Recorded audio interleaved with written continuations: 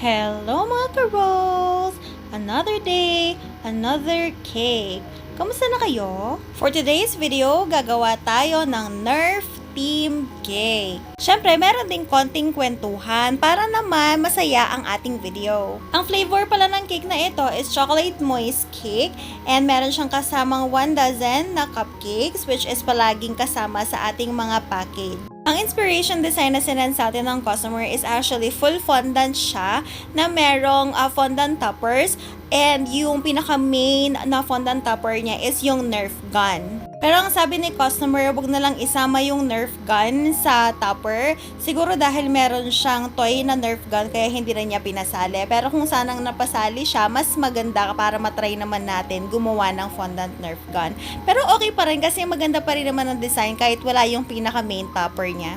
At ito na nga yung sinasabi kong ikukwento ko for today's video. Naranasan nyo na ba na magkaroon ng customer na i-compare kayo sa ibang mga bakers na nakausap nila? Experience ko na siya mga mare, first time ko siyang ma-experience. Pero paalala lang ha, hindi ito ang cake order na to kasi hindi naman natuloy ang order na yon. At ayun nga, bali nag-send si customer ng inspiration na design na gusto niyang ma-achieve and then pinresyohan ko, sinendan ko siya ng price list and merong mga additional charges kasi ang gusto ni customer is merong mga fondant details, meron pa nga atang 3D na character na kailangan gusto niyang ipalagay dun sa cake. Since maraming option ang sinend ko sa kanya depende sa size, ang napili ni customer is yung pinakamaliit na 2-tier which is yung 6x4 ko and 4x4 na semi-fondant kasi ang gusto nga talaga ni customer is medyo mas mura yung order niya pero 2-tier talaga ang gusto niya at pinipilit niya.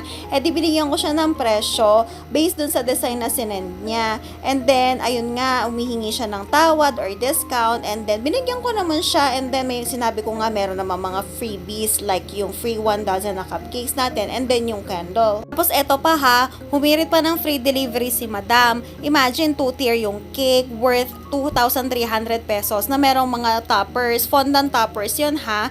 Tapos, ang gusto niya is dapat as is na as is daw dun sa design na sinend niya yung gagawin ko. Paano naman yun? Malulugi naman ako doon, di ba? Kaya in-explain ko naman ng maayos sa customer na yung binigay ko sa kanya is discounted price na and meron namang mga freebies. Di ayun, akala ko okay na kaya sinendan ko na siya ng order form tsaka yung process natin. Tapos maya-mayang konti, sinendan niya ako ng screenshot.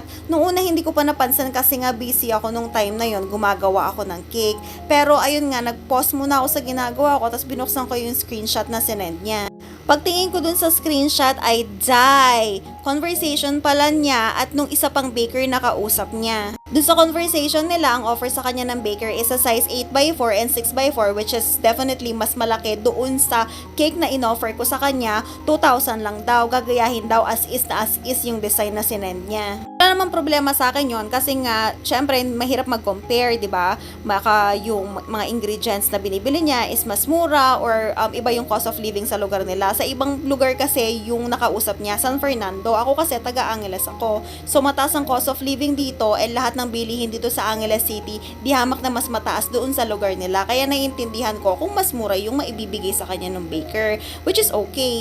Ang ayoko lang dun sa nangyari is bakit kailangan pang isend sa akin yung screenshot ng conversation nila nung baker, nung offer sa kanya and sabihan ako na bakit si ganito, ganyan lang yung price tapos mas malaki, bakit yung sa'yo mahal, dapat tapatan mo yung presyo nila para sa'yo ako umorder. Ganun yung attitude and galawan na pinakita sa akin ng customer kaya medyo naiirita ako sa kanya though hindi ko naman pinakita sa conversation, sa sarili ko lang yun. Syempre, as a baker and entrepreneur, dapat maayos pa rin ang pakikitungo natin sa mga customer natin.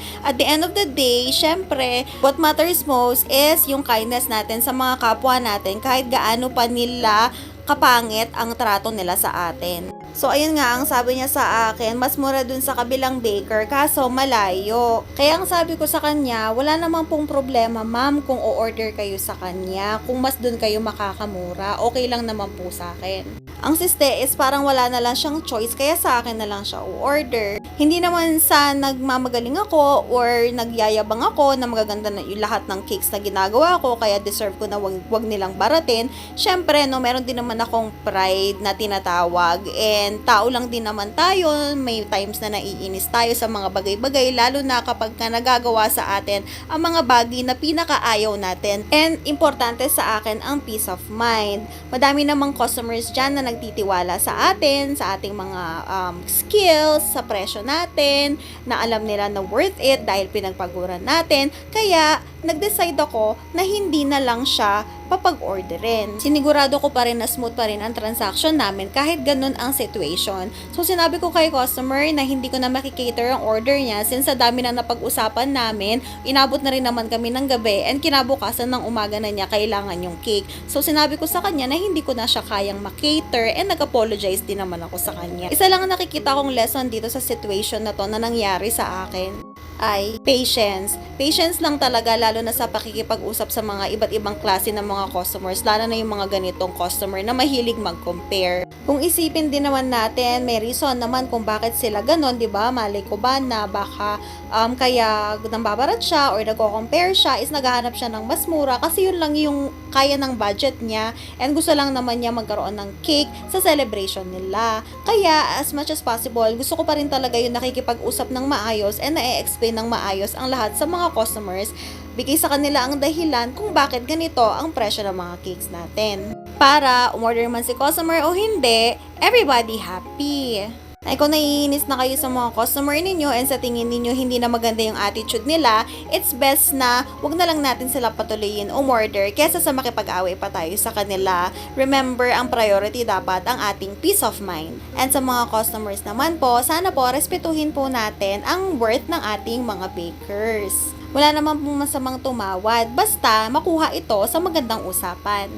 At yun lamang for today's video at kwentuhan. Ito na ang final result. Maraming salamat po sa umorder ng ating Nerf Team Cake. And thank you po sa lahat ng mga sumusuporta sa akin. Till our next video. Bye!